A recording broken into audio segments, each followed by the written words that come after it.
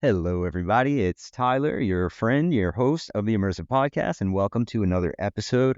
And today we are graced with the presence of Kaedrich Olsen, and I'm actually I say that a lot, but I'm really excited for this one.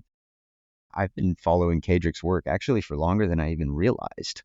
Thought I recognized this guy. It turns out it was the guy. I've been seeing this guy since I was in college, so he's got some stuff to teach me, and I'm sure he's got some things to teach you. He is the founder of Paranormal Arts Training. He runs schools where he guides people through shadow work. And Kaedrich, do you want to tell us a little bit more about what paranormal arts training is and what you do? Just introduce yourself. Absolutely. Hello, I'm Kaedrich. I'm glad to be here. Yeah, with paranormal arts training, it's basically helping people to understand that what we call the paranormal really is a normal part of our world, or what we call the supernatural really is a natural part of our world, and that we were born with abilities to connect and communicate. Yes, there are people who have certain talents in certain areas, but we all have these abilities. We all have certain talents.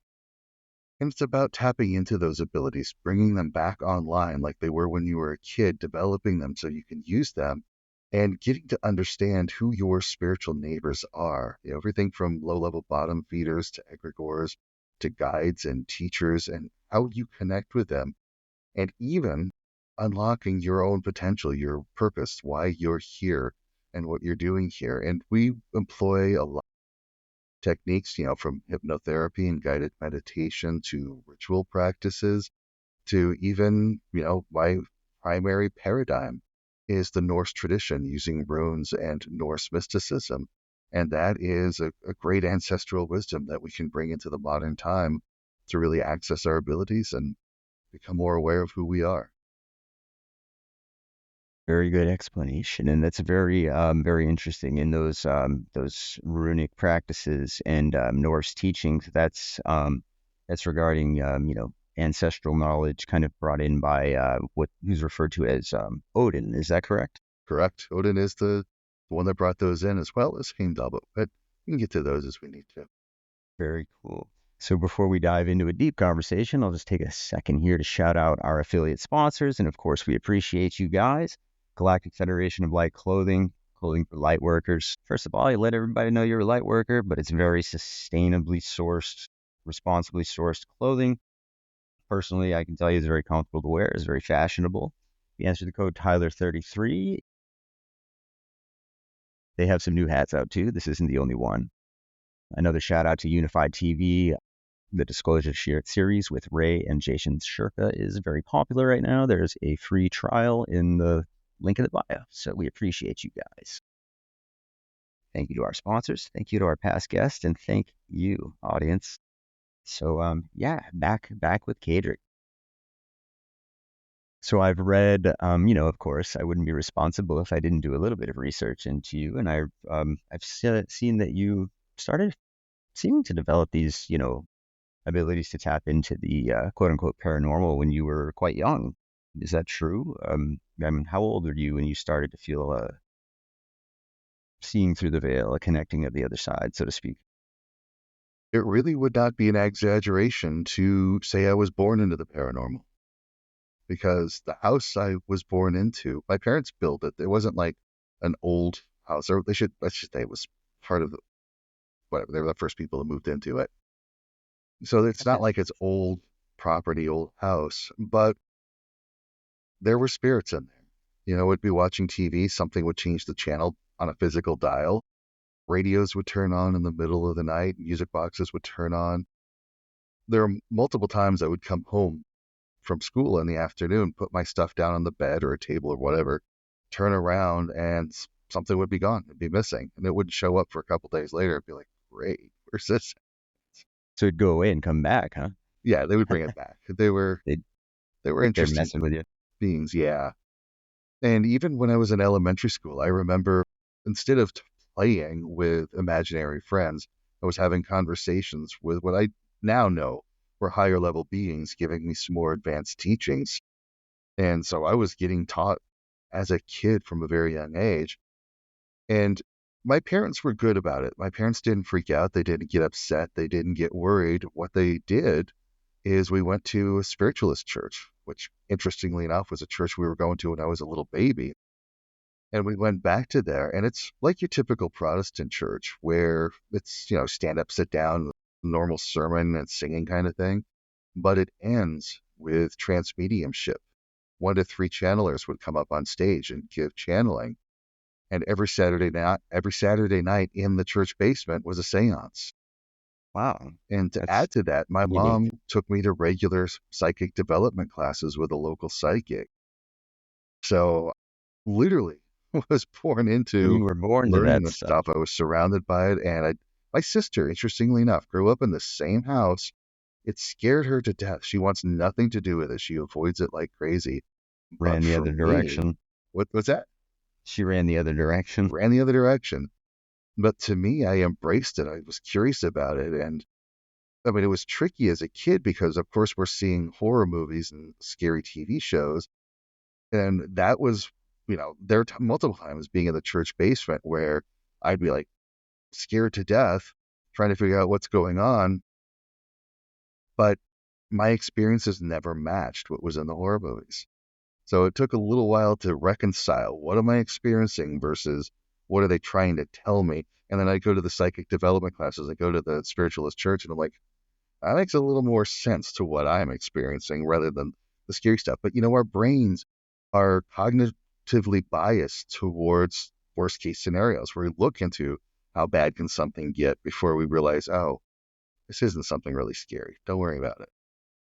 Yeah, that's a really good point. I mean, there's definitely science there, but I would agree with you there. I wouldn't argue the point that, of course, we are definitely hardwired to, of course, at least consider the worst case scenario. I mean, we need to protect ourselves, and I wouldn't recommend not considering the worst case scenario. It just shouldn't be our go-to and our guiding philosophy. But yeah, of course, all people do that in all situations. There's something to be said for sitting with what's uncomfortable and realizing that it's not scary, it's just different. Yeah. And I love what you said, the paranormal.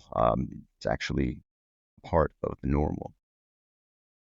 It's an interesting way to look at it. How would you define the paranormal? I mean, so we say paranormal and people are thinking, okay, they're talking about ghosts or they're talking about energy or whatever. In a nutshell, what's a quick Yeah. definition of paranormal to you? That's where it gets tricky because how do we define normal in the first place before we can define what is beyond normal? Yes. And unfortunately, we do have to use those terms to help people realize, this is what we're going to be talking about and what we're doing. And so, yeah, for me, it is recognizing the spiritual side of reality that, we are not spiritual beings having a physical experience. We are spiritual and physical beings having a dynamic experience. And so the paranormal is any of the stuff beyond the physical, the stuff we can touch, the stuff that we can see with our physical senses. The paranormal is the energy work. It's like the room is filled with energy no matter what. Your room is always filled with energy. Being aware of that energy state, being aware of the kind of beings that are in that energy state, their level of communication, how they're talking, and what they're saying, because they don't communicate quite the same way we do. Some do, most don't. And so it's being able to tap into that and realizing it's not a matter of the lights being on. It's not a matter of being day or night. They're here all the time. And that there is no veil between the worlds. There's no such thing as, oh, it's midnight, so the veil is the thinnest. Oh, it's Halloween night, so the veil is the Witching thinnest. hour. Yeah, witching hour. We are the veil. Those are metaphors that serve to tune us in or tune us out to the subtle side of reality. So, in a sense, the paranormal to me is connecting with the subtle layers of reality that cover multi layers of density throughout the physical and beyond. That's great, and it's unique because what that sounds like to me, as as someone who, I guess, the mainstream and a lot of people may consider someone who thinks a little bit on the fringe, but I mean, hey, fringe thinkers are the ones who change the world, right? We gotta explore those paranormal ideas. And what it sounds like, what you're saying to me is that what's paranormal is actually what's true, what's closest to what's really true. And what keeps us from being aware of the paranormal is something that you seemed to have touched on earlier. And I'm going to quote you, but I think you said something to the effect of, being in that childlike state, having that state when we were children before the programming and everything got to us. I too, recall having imaginary friends and things like that when I was a kid. I'll ask people about it and I'll say like, did you have imaginary friends? For example. But I didn't just have imaginary friends. Like I really saw that like my imaginary friends weren't imaginary to me. They were real. If I was leaving and like for my parents, they were not together. I'd go to my mother's house, I'd go to my dad's father's house. I would like leave someone in charge for the weekend before I left. Like it wasn't just like talking to imaginary things in the yard. It was real to me. And it's interesting. I mean, only in the past few years, even reflecting on that, do I start to understand that, my God, that really, I can say that now, like that was real to me. Maybe I'll get to the point when I can really realize that that was truly real. But yeah, there's something about what happens to us before that programming kicks in. And I think it's a shedding of that programming to understand the paranormal. Exactly. We have to unlearn what we have known to be for a fact, the way the world works and the way reality works. And when we learn that reality is mutable, the world literally changes all around you, and your place in that world changes. It's such an important skill to develop. Absolutely. So, Kaedrich, right now, obviously, it's always good to focus in the now. A lot of us, and by us, I mean humans, people in my circle, and like maybe an echo chamber, maybe not. I think it's in the air that we all feel a sense of pressure building, a shift coming, something changing, etc. And I feel that, and I do believe that. I feel like there's some sort of critical mass to be reached, or some sort of mass awakening to be had, whether it's in this earthly lifetime or this generation or the next. I feel like we're upon a precipice of sorts, and I know that you are doing things right now involving your school, where you help people do shadow work, and you work with star seeds in particular, if I'm not mistaken. What's your thought on that right now? I mean, the term starseed, that's something that's really blown up in mainstream, even mainstream culture in the past, 5 years or so. It wasn't a term that many people had heard 5 to 10 years ago, and now I would say most people have heard it even outside of, this particular community. What are you doing right now? What have you got going on to help these seemingly mass of awakening souls? Absolutely. And Starseed was something that caught me off guard to see this. I always knew growing up that something wasn't right. I didn't feel human. I didn't feel like I was a part of this world. And even my mom told me that here are certain things that you match, these criteria that match, that show that you're not a human being. Look, when it comes to this paranormal stuff and this supernatural stuff, I am always, always, always going to have a firm foot on the ground. I want to be well grounded. I want to be very practical. And I want to debunk the mundane first. Meaning, somebody tells me that there's a spirit in their house flipping on the lights, turning them on. I'm like, great. What did the electrician say? Right. I want to check in with the electrician. So as I'm working with myself, knowing that this is not a human soul in this body, and I'm still trying to debunk it, I'm trying to say, okay, but what proof? But what proof? But what proof? And working with clients over the years, especially in these past several years, I've been noticing a lot of blue people show up. Because when I work with clients, I call in guides. I call in their guides. I call in my guides. And a lot of blue people have been showing up as guides. And I was like, what is this? What's going on with this? And tapping into clients' energy fields, I'm like, they're not human souls in here. And I'm like, okay, now's the time to turn on this work.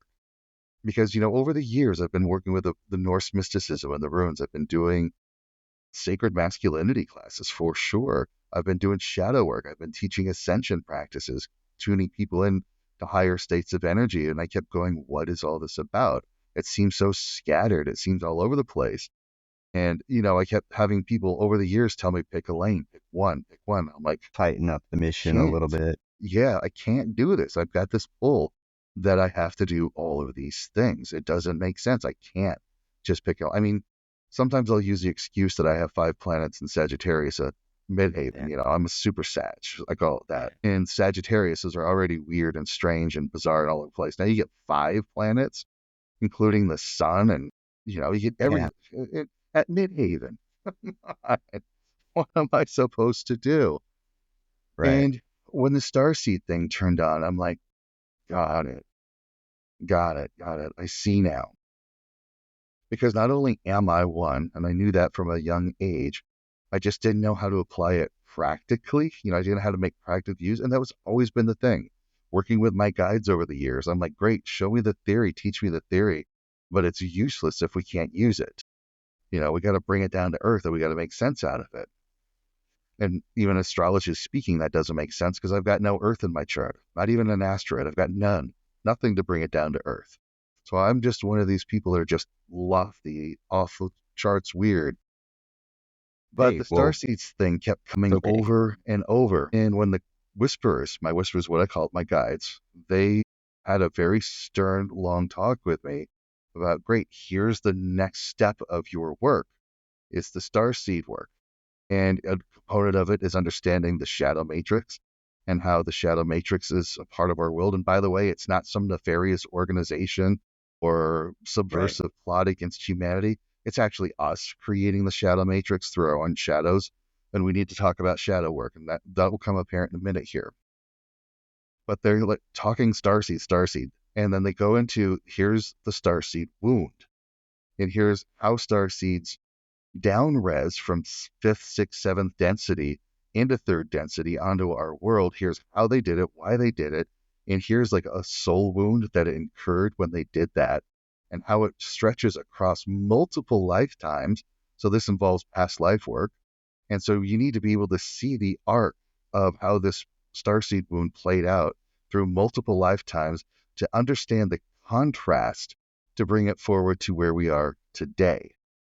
Now, a starseed could have been born 1,000 years ago or more and incurred all of these lifetimes dealing with a starseed wound, but it's culminating now. Because what's going on right now is we're approaching the technological singularity that Ray Kurzweil talks about. We are getting to the point of transhumanism. It's unavoidable. We're going to have all these people that, will swing their fist, no transhumanism. But come on, there's going to We've be already genetic got the first transhumanism. Neuralink in, I think, right? Right. There's going to be technological. We're going to merge with computers.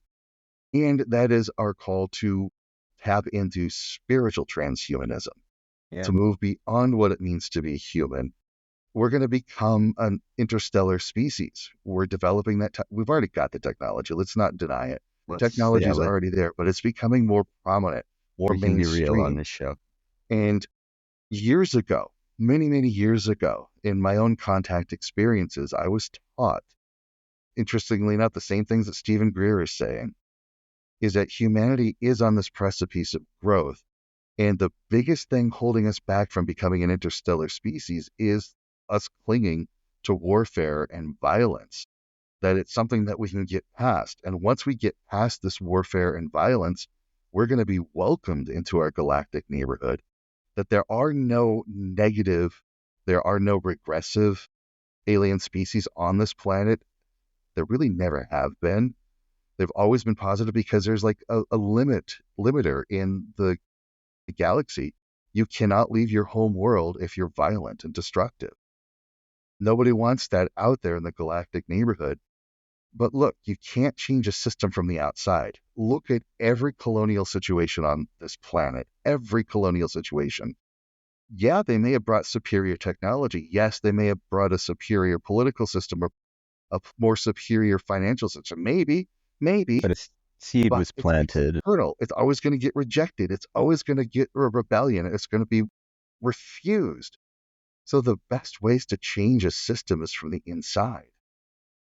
Absolutely. And so you bring these starseed souls to Earth to incur the starseed wound, to get a karmic bond, literally a karmic bond, to the collective unconsciousness of humanity, so that their consciousness joins with the collective unconsciousness of humanity. Because we are still human. We got the human form, we got the human brain, meaning we are dealing with human consciousness at the quantum level. That taps us into the collective unconscious. And by learning to heal our wound, by accessing our starseed mission across lifetimes, we come to this point here in time right now where we learn how to clear that karma. We learn how to step into that mission. We learn how to ascend back into a fifth or sixth density being. And we're inserting that information into the collective unconsciousness. So now the rest of humanity can go, oh, we can do that too. That's what we're doing. And it's essential that we do that at this time so that humanity can awaken and join the galactic neighborhood. I know it's kind of a longer answer, but it's a detailed answer for why star seeds, what the precipice is now. And that shadow work is such an important part about breaking free from the shadow matrix, about getting out of like the lower level third density stuff that keeps us trapped into this physical world. And when we Depression, do our shadow work to anxiety. break free from the trap, and we do our spiritual work to ascend to that higher state, then we tap into that higher consciousness and bring it to all of humanity. Longer answer, shorter answer, whatever you want to call it. I mean, that's, you call it like you see it. And I like the way you see it, my friend. I concur. It's all about dancing with that shadow at first. I mean, it's very, and, I think that term's thrown around a lot. Shadow work, dancing with the shadow. I'm in the shadows, etc. True shadow work is absolutely the way to what people refer to as enlightenment and ascension. And I love the way that you worded that there, is actually going from the third dimension to the fifth or the sixth dimension, because that is actually what ascension is that, that process of getting closer back to the original one, which I suppose would be, a dimension that we do not have the ability to understand, in this current form, which maybe we shouldn't.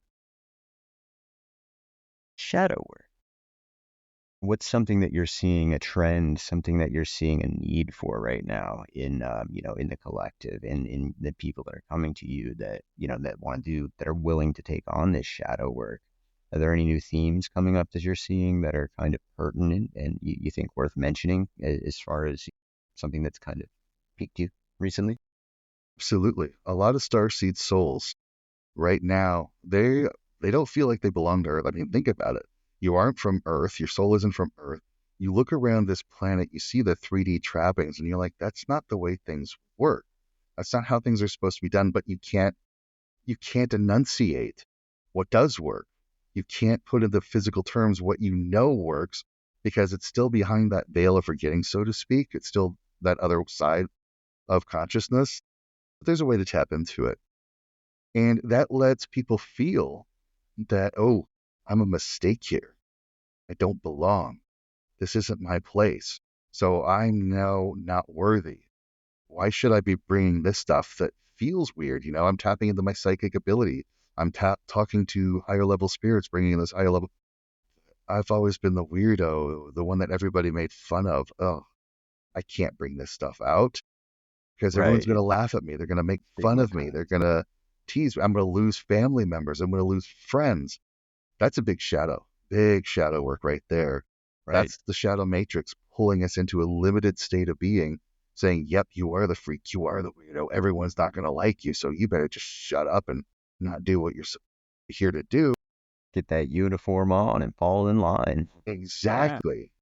And so that feeling that you're a mistake, that you don't belong, that you're not worthy, that you should just shut up and let the world go by is what the shadow matrix wants you to do. It doesn't want you to help to ascend people. So we get through that shadow work. We tap into what your mission is. We tap into what your purpose is and give you that confidence to fly your freak flag. Because the coolest thing about shadows is when you tap into a shadow and you really get to know it, you realize it was there to help you through whatever point it was in your life. It's, beliefs or behaviors, thoughts, emotions that you picked up to survive a certain point in time in your life. So it helped you. It's there to help you, and it's there protecting something really amazing and wonderful about you. And what starseeds are finding left and right is their weirdo freakiness stuff is their superpower. It's That's their magic. exactly what they need to bring to light.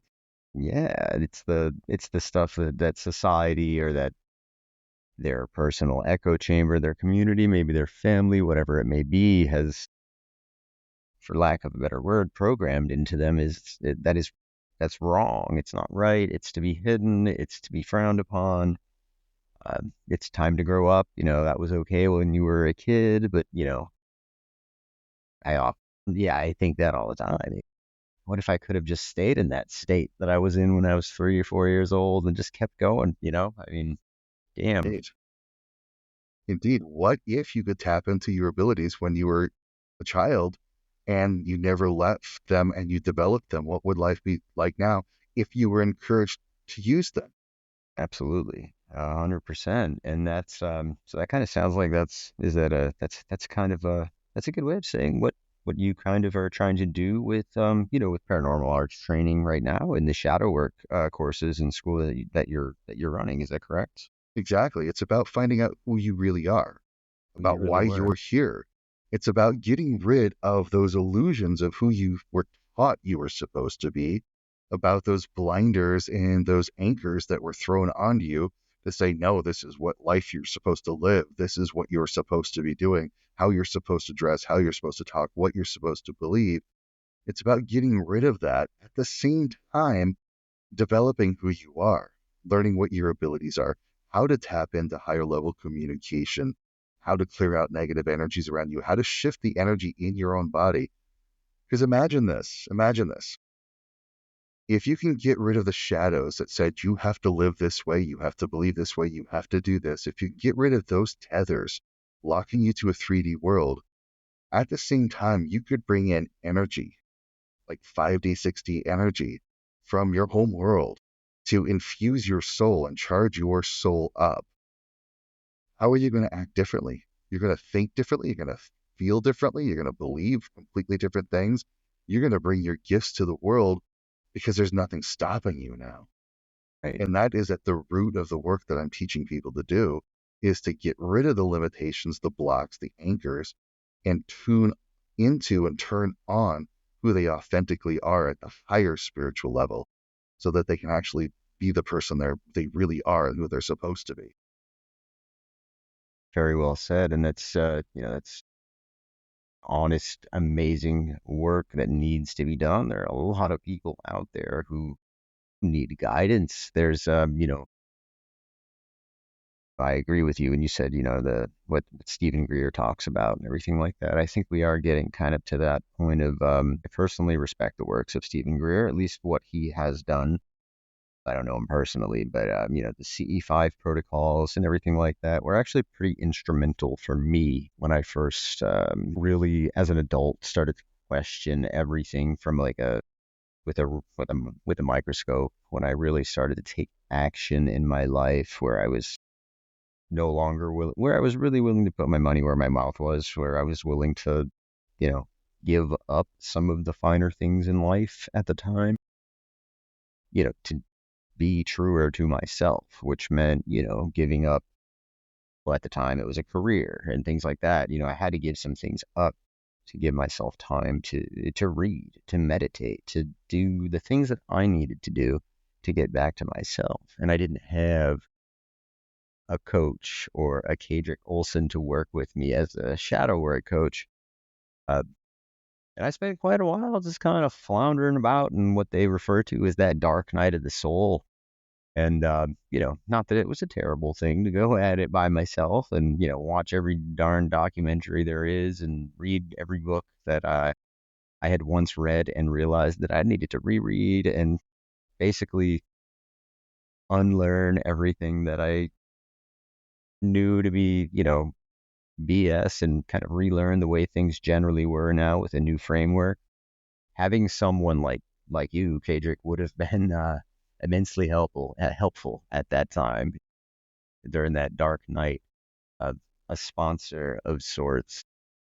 Do you tend to work with, people who are already identifying with, as quote unquote star seeds, who are already, tapping into abilities, already, speaking light language, channeling, having downloads, having trance state meditations, etc.? Or do you get people that approach you that are really just in that, like, frazzled, like kind of still one foot in the real world and they don't really know what to do? I mean, do you get intrigue from those who don't really identify as awakened star seeds yet? Is that It's all over the place.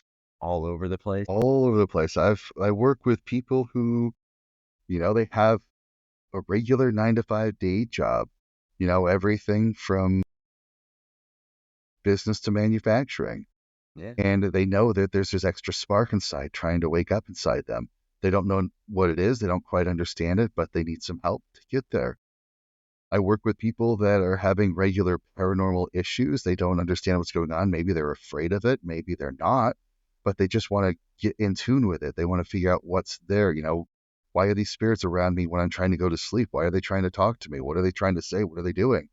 I work with that to even people who are fully online. They're instructors, they're coaches, guides themselves. And they're like, "Oh, okay, I'm hitting these blind spots. I need to take my work to the next level, but these shadows are getting in the way. How do I work with this?" And people who are like, "Yep, I've been working with this for my whole life. It's been a part of who I am. And I'm feeling this pull. I need to move to the next step." So I work with the entire spectrum of the Across the population. spectrum. That's good. That's really great. I mean, and that's honestly it. And it's for you, that's probably the most fulfilling way to go about your life because you get to see the spectrum. I mean, you get to be the spectrum as much as we all say, we're part of the one and we can all technically say we're everybody. We're all having the same experience from different perspectives. You're really getting a unique look, the spectrum of, I guess it's a unique spectrum, the spectrum of those who are waking up to the paranormal. Which is, hell, that's fun to me. It's interesting. That's unique. And the best way to say it is the people who I work with are the people who are feeling that pull. There's something inside that says, I need to do this work. There's something resonating with this guy and this work that needs to happen. That is your intuition telling you this is work that you're ready for. That's your guides whispering in your head, whispering in your ear, giving you a little tap, say, this is the work. This is what you need to do the next level. And those people who are honoring that intuitive pull, they come to me and I'm like, great, let's do this work together. And so, yeah, anybody who's listening, if you're feeling that intuitive pull, pay attention to it, follow it, because it's leading you to good places. No matter where you're feeling that pull, start to follow it. Unless it's leading you to a negative place, you don't want that, because that pull Yeah. will always take you to a good place for you. Always. Yeah. If you end up in a place where your physical reality turns into absolute, you know, just awful, something you can't stand, something you don't recognize, then, well, yeah, you may have followed the wrong signs. That's, that goes without saying, I hope, but I'll say it anyway. But yeah, I tend to agree, Kaedrich. While using discernment and a general level of just clear-mindedness, which for me really just really boils down to basic things like taking care of the meat suit that I inhabit, taking care of the soul that I am, making sure that I'm, down to quote unquote down to earth, because that's where I am right now. My soul's on earth, aware of where I am, aware of what I'm doing, aware of what my mission is, and then it's much easier to go about the day, the way that you just described there. So you've mentioned, runic practices and, the Norse and things like that. So for anybody who's watching, who's went like, what does he mean? The Norse, what does he mean? Runic practices. Who is Odin? Do you want to touch on that just a little bit more, just for anybody who might be wondering, some of those terms there? Absolutely. This is the free Christian spiritual practices of Scandinavia. It does include the deities like Odin, Thor, Tyr, Freyr, where we actually get the names of the weeks from. Hmm. Tuesday is Tyr's day, Wednesday is Odin's day, Thor is Thor's day, Friday is Freya's day. So it is something that is ingrained into our language already and somewhat into our culture already. And the runes are just the written form of Old Norse and Proto Norse languages. And it is where we get certain letters like F, S, T, C, I, R. They're all runic letters. They're pronounced the same way.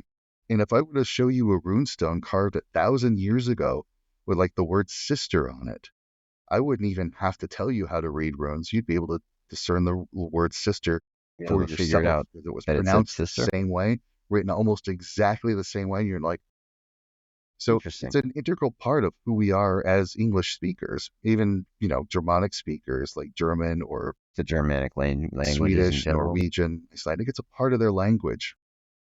But the runes also were ideograms, every letter had a magical function to it, had a certain energy to it. So it was also a very intricate spiritual system.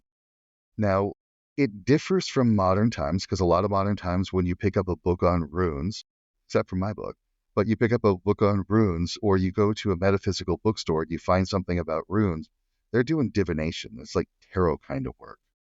That Right. didn't come into existence until the 1980s. That was The later Old on. Norse way of working with runes is, of course, writing, the written word, but it's also singing the runes. There's a form of Norse magic called Galdr, which is singing. It is really like what Jonathan Goldman does with sound Okay. healing, where you pair frequency with intention to bring about manifestation and healing. The Old Norse practices were doing that. So Wow. imagine that you can connect with ancestral energies with that moved into an ascended state of being. The Norse is full of that. This is what the Einherjar are, the Valkyries are. This is what the Disir, all sorts of ancestral beings. You tap into their ascended state of being. You tap into these cosmic celestial beings like Odin that are already working at this higher dimensional level, this higher density level, and you use runes as a way to connect consciousness, your consciousness, with the subtle layers of reality so that it taps you into a higher state of being. It gives you the ability to literally change the world around you from the inside out.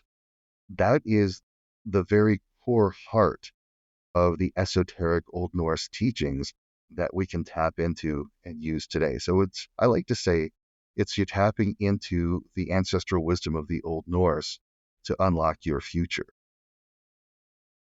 Beautifully said. Very beautifully said. And that's, I mean, not that particular. I don't mean to pace you or say that that particular explanation you just gave is, what I'm all about and what woke me up and what brought me into this path.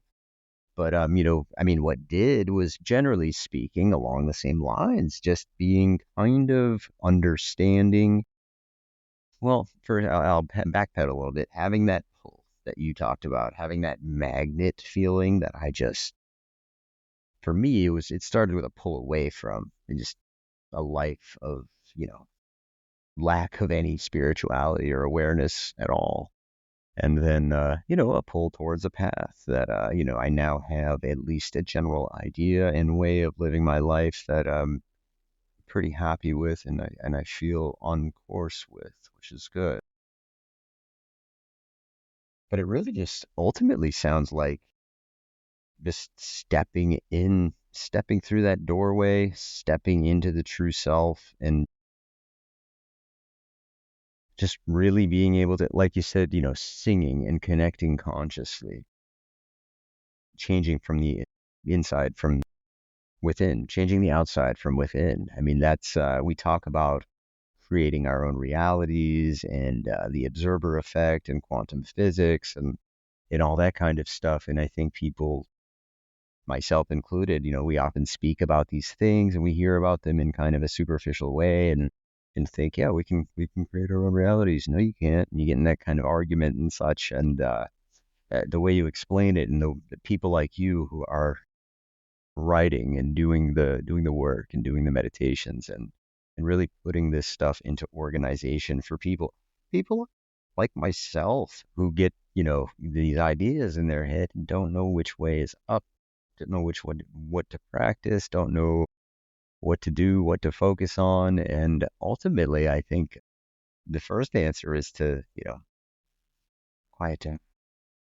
Yes. And then, to have, you know, once you quiet down, there's that opportunity for conscious connection with whatever it is that you need to connect with at the moment, which could be different for anybody. But I'm just, I really think people like yourself and, what you're doing now and the people that you help and the people that you teach, it's also important because it's that classic, one person tells three friends and they tell for three friends. And before you know it, we've hit that critical mass. And I really do believe, darn, man, I mean, I'd be lying if I said I didn't wish I was truly here in Tyler's avatar to see it. But that's not the way I view things anymore. But, I really do think we're there. I think we're tipping. I think we're at that spot where three friends have started to tell another three friends, and we're starting to see now new waves of people where it's there was Kaedrich Olsen's, and now there's people of a whole new generation that maybe you have taught or worked with in the past that are now helping people in turn, and it's just it's an altruistic flow. It seems like a much more natural flow of things I guess natural is the word. It feels right. It feels like the right way of doing things, the right way of going about our business. And if our goal is to ascend, our goal is to rise and grow, a terrible path to be on. Much appreciated. So you mentioned something earlier about the contact experiences that you had. Contact, people tend to refer to as extraterrestrial contact, and they think of gray aliens and things like that. Do you want to kind of dispel some of the myths based on your own personal contact experience? If you want, what that's like. People hear contact, and like I said, I'll repeat it. Usually they're thinking aliens with gray heads from outer space in a spaceship. Is that always the case? Have you experienced different? What does Kaedrich Olsen think about that?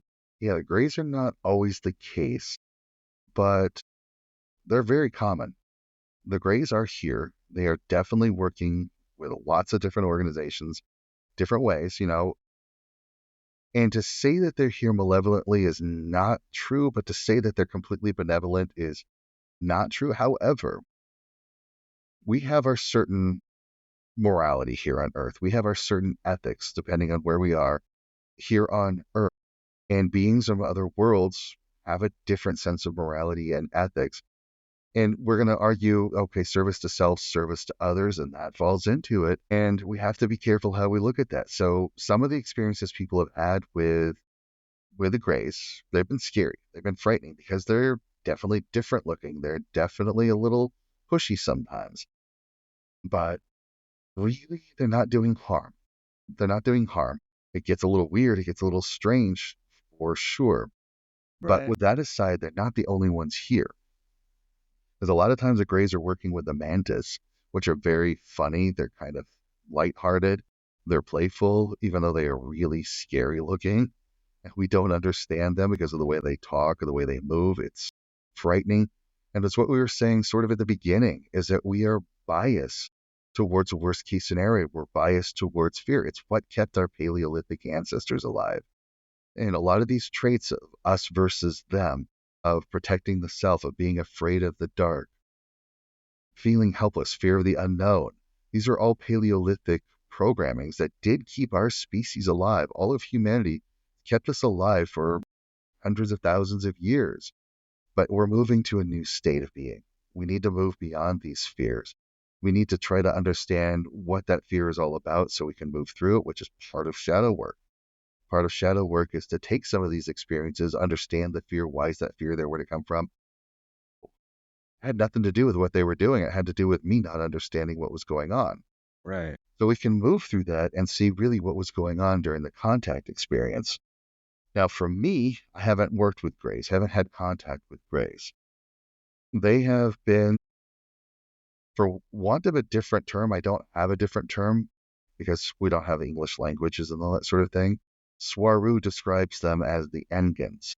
They are Pleiadians that come from Electra, the star Electra, that are the Norse. They have the whole kind of The Old elf. Norse mentality. They look like you would expect Vikings to kind of look like me.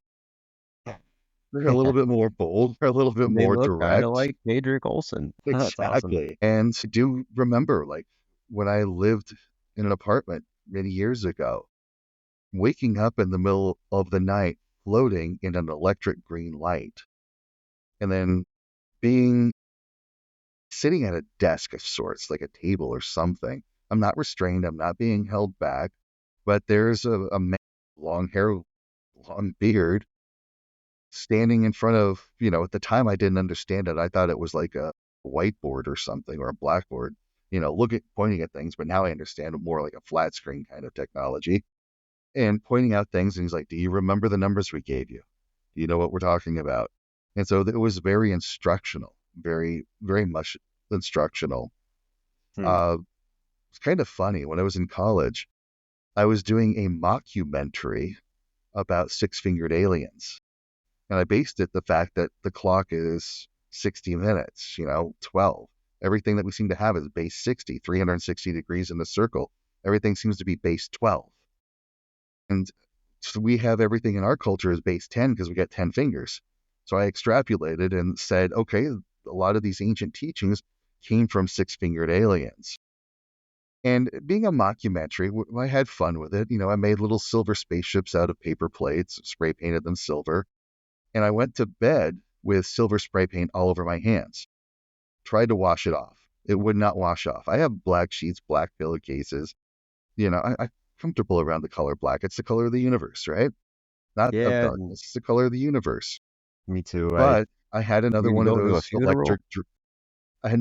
electric green dreams and woke up the next morning and there's no silver spray paint anywhere. Not on my hands, not on the sheets, not on the pillowcases. And I couldn't wash it off the night before. I was fully set to go to college wearing silver spray paint all over my Will they hands. grill it? Gone. My roommate woke up with a weird little cauterized wound on his ear. He's like, where did this come from? So we definitely had experiences. The most recent one started off as a dream, but it shouldn't have been a dream because it was so clear. It was so vivid. And I was in my room. Yes, I was sleeping in bed, but it was so clear and so vivid. I've never had a dream like this before, ever. It was Kind of says like, what is a dream really? If it's that real to you, like, then it started off me going, wow, I see the night sky. It is so brilliantly clear. I need to go get the telescope. Let's break this out. And I went outside and this electric green cylinder came and landed on the ground right next to me. And I'm like, this is interesting.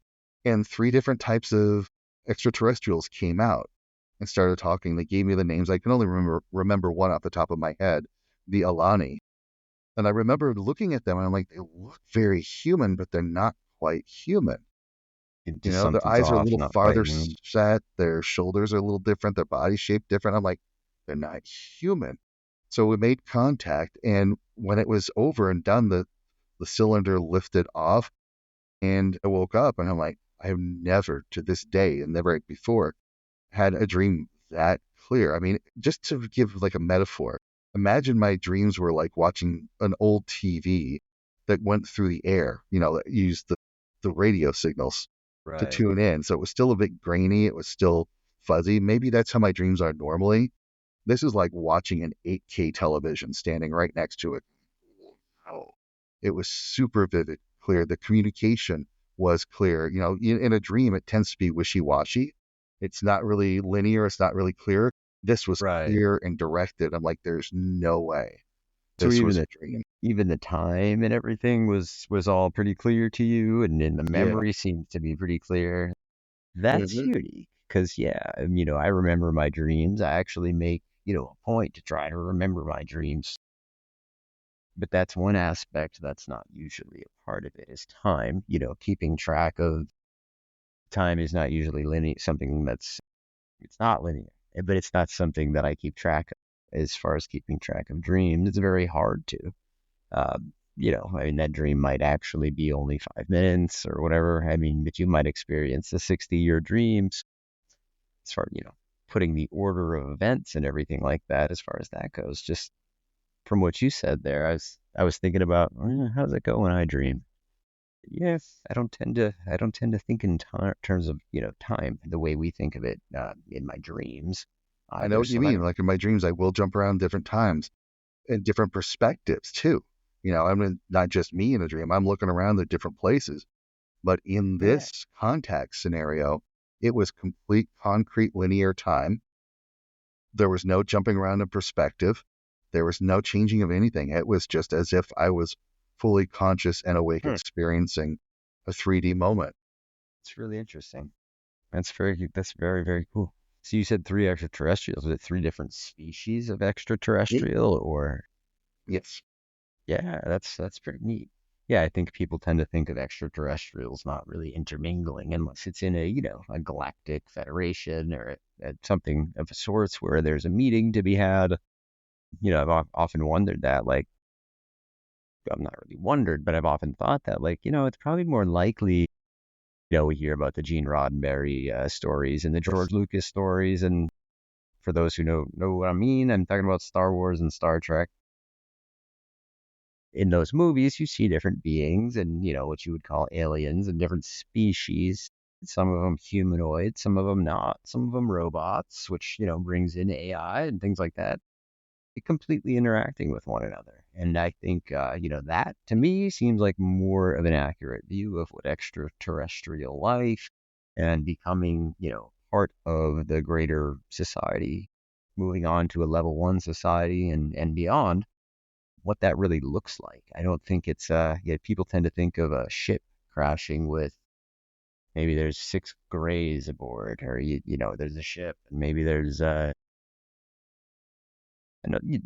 frog beings or mantises. You pick a species. It seems to be more of a Star Wars type of thing where there's that proverbial cantina where there could be 14 different species in there at one time, and it's just the way it is. I'm looking forward to that day when we can do that, when we can walk into a room and just allow ourselves maybe a moment to look around with eyes fully agape. Look at the beautiful diversity that's out there. I mean, we have amazing diversity on our planet right now. I love learning about different cultures. I love living on this planet with so many different things to absorb. And so imagine if we can embrace all of the different cultures on our planet, all the different people, all the different things that are going on. It's beautiful. It's amazing. And then we extrapolate that at the galactic level, the interstellar level. That would be a dream come true. Sounds like bliss. Sounds like a pure dream. Yeah, exactly. A dream come true. It really does. So, yeah, I mean, that's what we're all pushing towards. I think every one of us who feels this pull, who does this kind of work, those such as yourself who are, and I commend you for it, for doing the type of work that you do and working with the individuals that you work with, from people like myself who just, well, hey, we talk to guys like you, and I do, I do participate in a lot of that type of work. I spend a lot of time in meditation. I get regressed. I do the shadow work. I get a lot of energy work done on me, and through my studies, the podcast is just another great way for me to, learn new things, have conversations, and obviously spread that to somebody who might need to hear it. Maybe it's something I say, or maybe it's something that you say, or whatever, but I think it's all valuable because everything's perception, everything's perspective. Some people take messages from others that they wouldn't take from someone else. So it's good to have that broad spectrum, like you were speaking about earlier. How your clients are from all over the spectrum, and of course that's anonymous. I mean, those are your personal clients or your personal customers or whatever relationship you have. That's that's between you and them. But I think it's just important to note that there really is a big spectrum out there of types, so to speak, prototypes, typecasts, whatever you want to call it, stereotypes of folks that might just be feeling just like you out there, audience, person in the audience, having that pull, feeling that pull, whether it's more of a push, pushing you away from something toxic, or a pull towards something greater, something that's the greater good. Important to note that comes in all shapes and forms. It doesn't look like one thing. It doesn't have to speak light language. It doesn't have to have certain attributes. It's us. It's in all of us. I mean, that's what I believe. Absolutely. So, Kaedrich, of course, I wanna make sure that everybody's gonna be able to find you, of course, in the bio and the links and everything like that in the video. But what is paranormal arts training? Where can people find out more information about it? Absolutely. The best way to do it is my website is kaedrich.com. Just KAEDRICH.com. That's where you can find Awesome. ways that we can work together. Click on a link and we can book a consulting session. It's free. And it's ways that we can talk about how we work together. Is it one-on-one? Is it a class? Is it one of the courses? You can check some of my online classes at kaedrich.teachable.com. Got a bunch of courses there that you can look into. And I'm always growing, always moving. So look for stuff on Instagram, Facebook. I'll be doing some stuff on YouTube again. I took a little break on YouTube for a while, but I need to get Really? back to that. So I'm Yeah. all over the place. It's interesting. If you look up my name, Kaedrich, it's going to unlock a lot of doors for you. Yeah, you really have been out there doing your work and honing your craft, and imagine just being a lifelong learner the whole time, really, really developing abilities and coming to new understandings, as you've gone along through your life. I mean, you've been studying this type of material and seeking self and seeking the development of your abilities and things like that for much longer than many of us have, which is not a bad thing. It's just you seem to have gotten an early start on it, and I commend you for it because that's the age we're living in. We're in the age of Aquarius. It's time. Open up that third eye. Indeed. Indeed. So, commendments to you, my good friend. Absolutely. Thank you. And yeah, absolutely. I want people out there to be able to find you. Your book, your most recent book that you have out. What is the name of that book? It's Runes for Transformation. And again, For it's not transfer. really about divination. It's about discovering the runes within you, understanding the runes around you, getting to understand how the Old Norse saw it, how you can see it, and how it applies to your life, so that you can use some of these ancient runic practices in a modern context to change your life from the inside out. That's the best. Runes for transformation and ancient wisdom mixed with modern. We're in modern times Indeed. to change from within and to change from the inside out. Kaedrich, wow, you're a treasure. You're an absolute treasure. If Thank the you. book's anything like what you just said there, which I totally butchered saying it 5 seconds later, then I'm sure it's a heck of a book. And I could tell you, I will personally be picking up a copy so I can check that out. That's not a paid endorsement or anything, folks. That's just my personal intellectual curiosity. A couple things I kind of like to just throw people questions. I get a couple things. The book that you've read that can just completely change things for you, or it was very integral, very important to you, or a couple. Is there ever a particular book that? Yeah, that would be Secret Teachings of All Ages by Manly P. Hall. Okay, I read that as a teenager, and it really turned me on to the different ideas and concepts that you find in mystery schools all over the world, that they were saying the same things, kind of coming to the same conclusions, but they're using different terms, different images, right. different metaphors. And I realized, okay, if this is how human consciousness works and how the universe and reality works around us, I need a control group. And in that book, he was also talking about the Brotherhood of Odin, the Old Norse path. And I said, okay, that's it. I'm going to follow this Norse path because I had a bunch of other pieces fall into place at that exact same time that said the Norse path is here for you. But the most pivotal book that awakened me and set me on the path that I'm on today is Secret Teachings of All Ages. Very cool. Very, very cool. Definitely have to check that one out. That's a new one. I've gotten the same answer to that question multiple times, which isn't disappointing, but nice to hear one that I haven't heard before, haven't read the book or anything. So that's good. I don't know if anybody saw, but if you did see me doing anything with my hand, I was just writing the name of that book down. Uh, I appreciate you telling me the answer to that question. Anybody seeing the show right now and they're going through that dark night of the soul and they've got, 20 seconds from Kaedrich Olsen. Do you have any advice for that guy who's just going through the dark night of the soul? They don't know what to do right now. They feel that pull. Any quick advice? Yeah. The thing to keep in mind is a dark night of soul is really when everything in your life falls apart. You might lose everything, and it feels almost like you want to give up. And here's the thing, this is going to sound awful, but it's true. The point of the dark night of the soul is to get you to that point where everything falls apart, where you lose everything, where you do want to feel like you want to give up. Because believe it or not, it was initiated by higher self.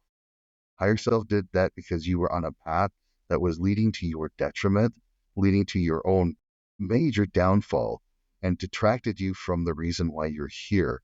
And so this is your time to reconnect with your strengths, with your authenticity, to find your purpose, whatever that is, and start to live those things.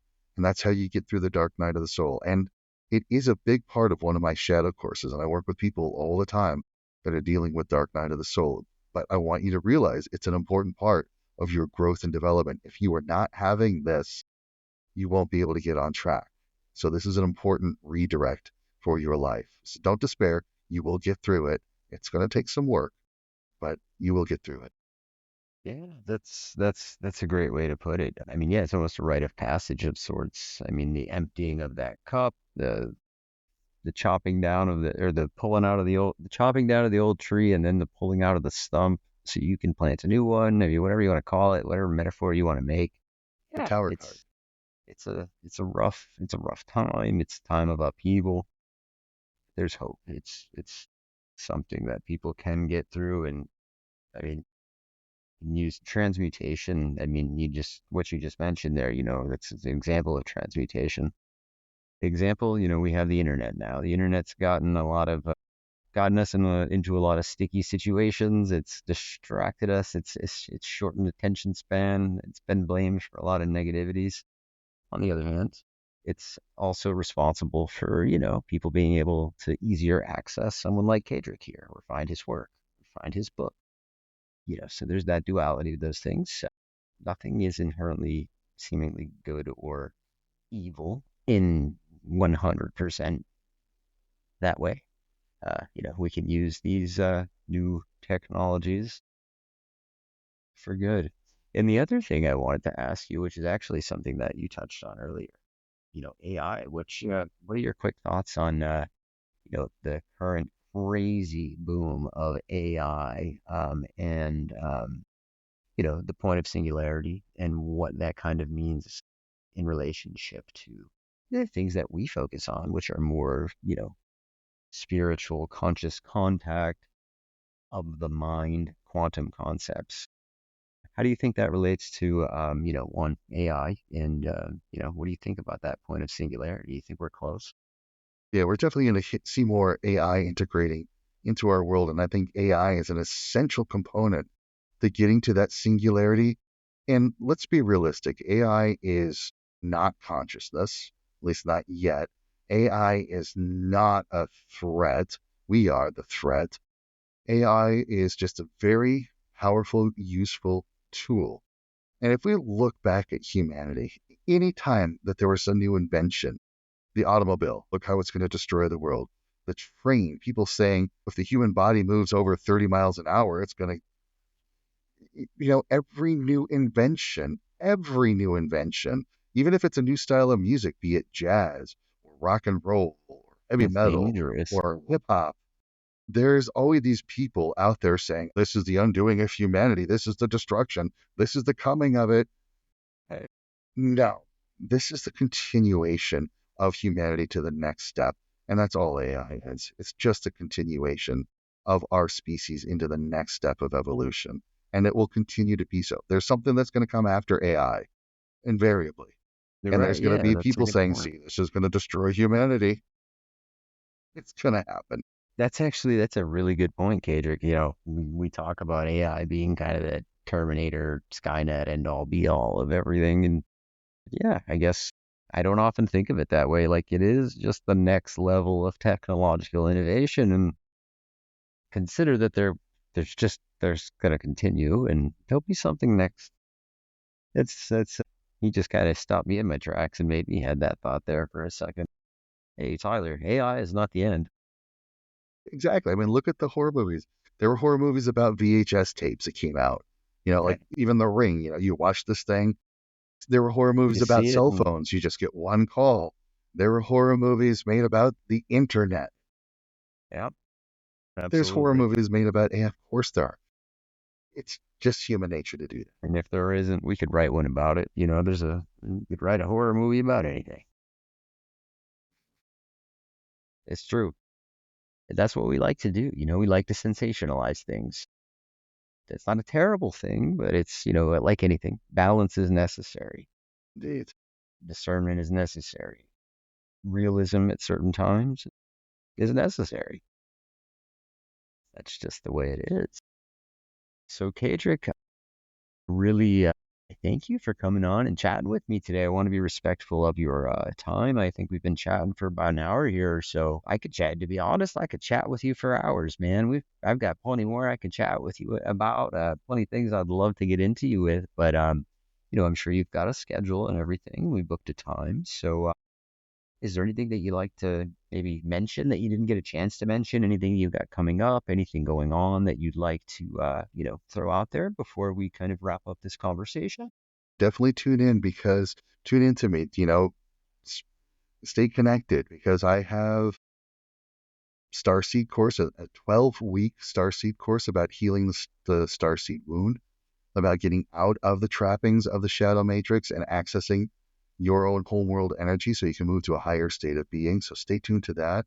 I've got some VIP classes coming up, some master classes coming up, where we are going to be tapping into the ancestral wisdom of the Old Norse to solve problems, like relationship issues, self-sabotage issues, really how to connect with who you are, what your purpose is.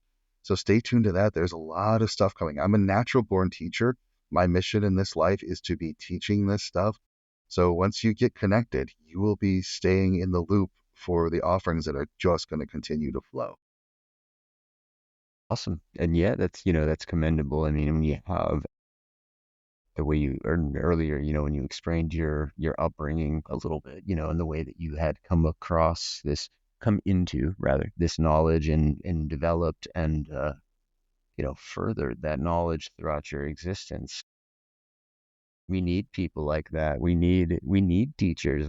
What would we do without people like you, who had the ability to hone their abilities maybe a little bit earlier than some, had a little bit more encouragement than others, etc. We need teachers of all kinds. So, it's a great thing. And I'm sure Kaedrich will keep you anonymous, and he's not going to throw you under the bus if you contact him and you have a question. Indeed. He's a teacher. He's there to help, and he's been doing this a long time, guys. Like I said, I'm in my 30s. I remember first seeing Kaedrich, and I was a teenager still. I'm a late teenager, but I was in college. So he's been really doing this a long time, and now here we are having a chat on the Immersive Podcast. So it's great. Drake, I'm really glad that you're here. I would love to reconnect with you again. You've been great to chat with.